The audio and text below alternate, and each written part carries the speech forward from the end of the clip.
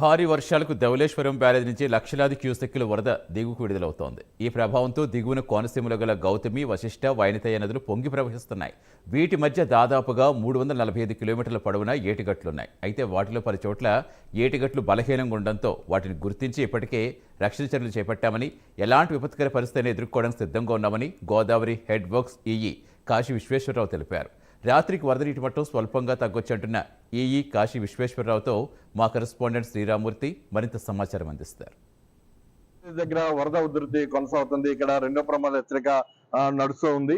అయితే ఇప్పుడు ప్రస్తుతం 14.30 అడుగుల నీటి మట్టం ఉన్నప్పటికీ కూడా క్రమేణా పెరుగుతుంది. అయితే ఇక్కడ మరొక 2 అడుగుల వరకు పెరిగే అవకాశం కనిపిస్తుంది. ఇప్పుడు ప్రస్తుతం అయితే 13,75,000 క్యూసెక్ల నీరు వరకు మొత్తం 175 గేట్లు పూర్తిగా ఎత్తి దిగుకి విడుదల చేస్తారు. దీంతో దిగున గల వశిష్ట, వైనతే, గౌతమి నదులు కూడా పొంగి ప్రవహిస్తున్నాయి.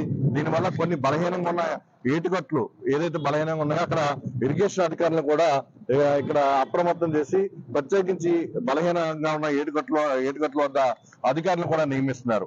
అయితే ఎగువ ప్రాంతంలో ఇంకా మరింతగా వరద వచ్చి చేరుతుంటే దానికి అనుగుణంగా చర్యలు తీసుకోవడానికి ఇక్కడ గోదావరి ఫ్లడ్ కన్జర్వేటర్ అలాగే గోదావరి ఎన్ఎఫ్సి కాశీ విశ్వేశ్వరరావు అంతా ఉన్నారు.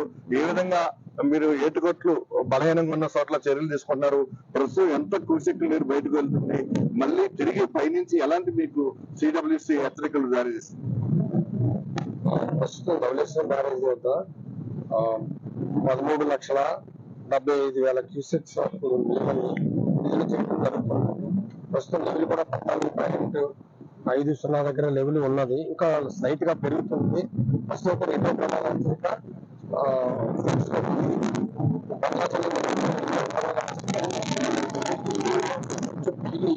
మళ్ళీ తగ్గొచ్చని మేము భావిస్తున్నాం.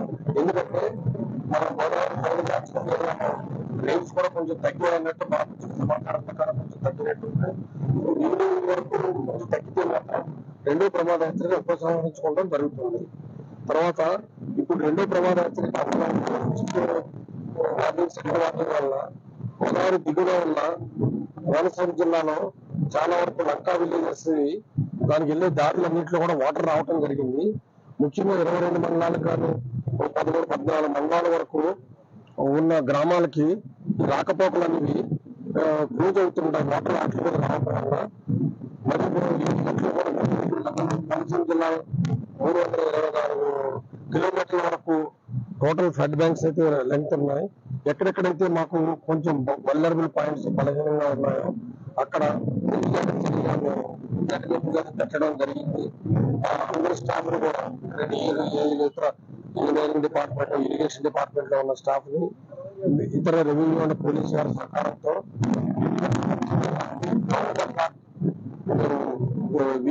రౌండ్ ద క్లాక్ విజిట్ చేయడం జరుగుతూ ఉన్నది.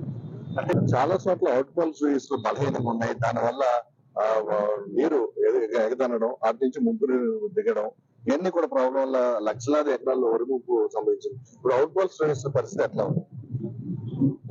మేము యాక్చువల్ గా సెకండ్ వార్డు మీద వచ్చినప్పుడు గోదావరి అనుకుని ఉన్న అవుట్ ఫాల్స్ అన్ని గేట్లు షట్టర్స్ క్లోజ్ చేసామని చెప్తున్నాం ఎవ్రీ ఇయర్ కూడా.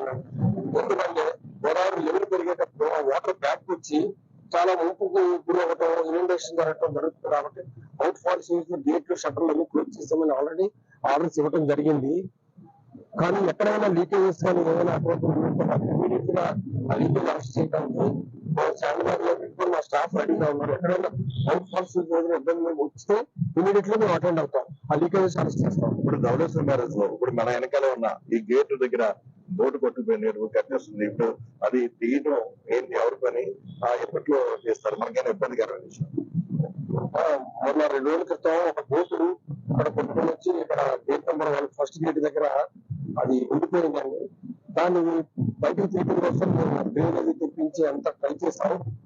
కాకపోతే